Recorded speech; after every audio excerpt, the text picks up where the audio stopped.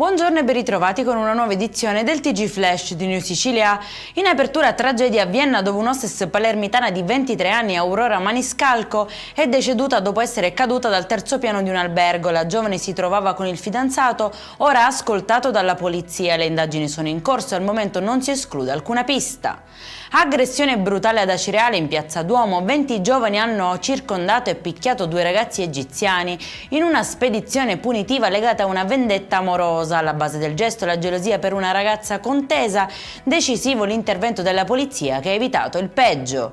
E ci spostiamo a Carini in provincia di Palermo dove una lite condominiale è sfociata nel sangue. Un 23enne è stato arrestato dopo aver esploso colpi di pistola contro un vicino durante una discussione accesa per futili motivi. Secondo quanto ricostruito, dopo essere stato picchiato, il giovane si sarebbe allontanato per poi tornare armato, ferendo il rivale. Sequestrati beni per 600.000 euro a un pregiudicato di Canicattì nell'Agrigentino che viveva abitualmente di proventi illeciti. Il provvedimento ha riguardato un intero compendio aziendale, 15 veicoli, 4 terreni, un motore per imbarcazione e diversi rapporti finanziari.